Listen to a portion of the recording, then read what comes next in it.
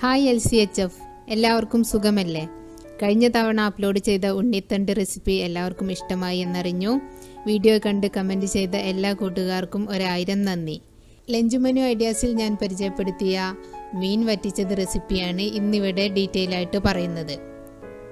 Lchfൽ എല്ലാ ദിവസവും ഇറച്ചി വിഭവങ്ങൾ വേണമെന്ന് യാതൊരു നിർബന്ധവുമില്ല.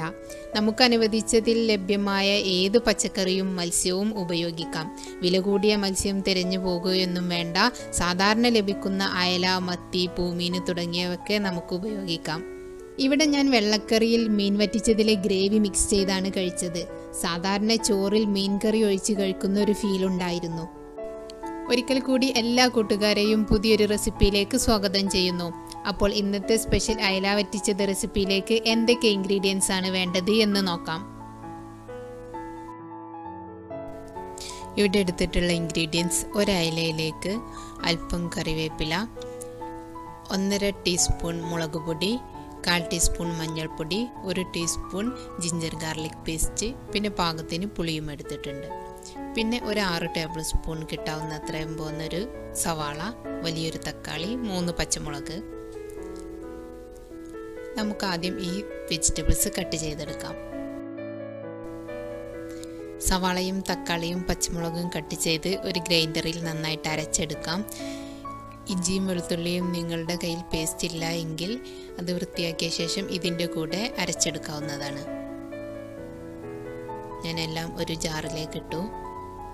ഇനി വെള്ളമൊന്നും ചേർക്കാതെ അരച്ചെടുക്കാം. ഞാനിവിടെ വെള്ളമൊന്നും ചേർത്തിട്ടില്ല, നന്നായിട്ട് അരച്ചെടുക്കാം. ഒന്ന് ചെക്ക് ചെയ്ത് നോക്കുകയാണ്. അരയാത്ത കഷ്ണങ്ങളുണ്ട്, ഒന്നുകൂടി അരച്ചെടുക്കാം.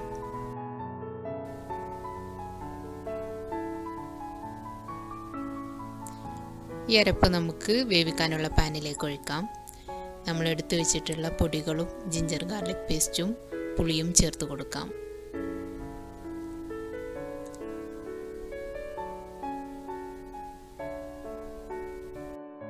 അല്പം വെള്ളം ചേർത്ത് കൊടുക്കാം. കൂടുതൽ വെള്ളം ചേർക്കേണ്ടതില്ല. മീൻ കഷ്ണങ്ങൾ വേവാൻ മാത്രമുള്ള വെള്ളം മതി. നന്നായിട്ടൊന്ന് മിക്സ് ചെയ്യാം. ടേസ്റ്റ് നോക്കാം. ഉപ്പോ മുളകോ പുളിയോ വേണമെങ്കിൽ ചേർത്ത് കൊടുക്കാം. ടേസ്റ്റ് ചെയ്തിട്ട് ഉപ്പും പുളിയും അല്പം കൂടി വേണം. ഞാൻ അല്പം കൂടി ചേർത്ത് കൊടുക്കുന്നുണ്ട്. മീനിലേക്ക് പിടിക്കാനുള്ളത് കൂടി നമ്മൾ ഈ ഗ്രേവിയിലേക്ക് കണക്കാക്കി ചേർത്ത് കൊടുക്കണം. നന്നായിട്ട് തിളക്കട്ടെ. മുൻപ് ഞാൻ പറഞ്ഞിരുന്നു, കുടംപുളി ഉപയോഗിക്കുമ്പോൾ ആദ്യം കുതിർത്ത വെള്ളം കളയണമെന്ന്. 15 മിനിറ്റ് കുതിർത്ത വെള്ളം ആദ്യം കളയുമ്പോൾ കുടംപുളിക്കുള്ളൊരു ചവർപ്പ് ടേസ്റ്റ് പോലെ ഒരു ടേസ്റ്റ് ഉണ്ട്, അത് പോയി കിട്ടും. പിന്നെ രണ്ടാമത് കുതിർത്ത വെള്ളമാണ് നമ്മൾ കറിയിലേക്ക് എടുക്കേണ്ടത്.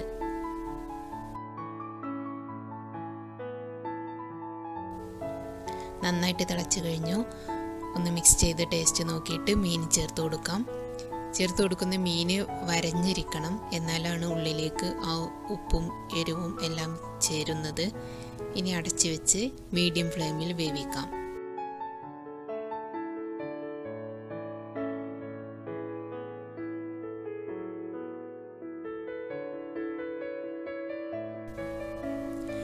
ഞാൻ തുറന്നൊന്ന് മറിച്ചിട്ട് കൊടുക്കുന്നുണ്ട്.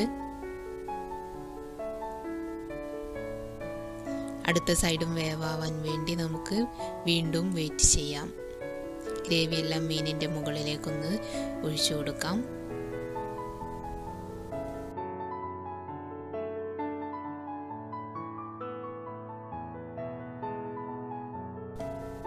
കട്ടിയില്ലാത്ത മീനുകളാണ് നിങ്ങൾ എടുക്കുന്നതെങ്കിൽ ഇതിലും വളരെ കുറഞ്ഞ അളവിലുള്ള ഗ്രേവി മതി. പെട്ടെന്ന് തന്നെ ആ മീൻ വേവായി കിട്ടുമല്ലോ.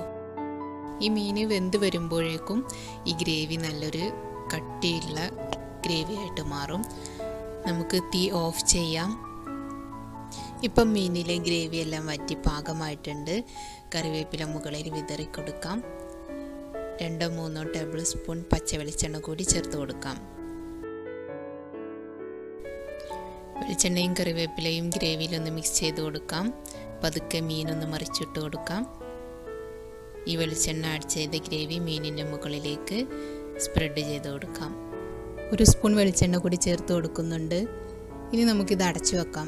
കഴിക്കാൻ നേരം ഇനി ഒന്നുകൂടി മിക്സ് ചെയ്തതിൻ്റെ ശേഷം വിളമ്പിയാൽ മതി.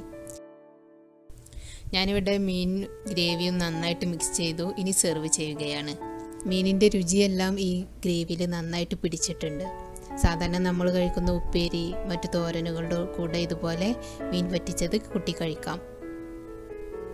മീൻ കറിയേക്കാൾ എളുപ്പം തയ്യാറാക്കി എടുക്കാവുന്ന ഈ റെസിപ്പി എല്ലാവർക്കും ഇഷ്ടമായി എന്ന് കരുതുന്നു.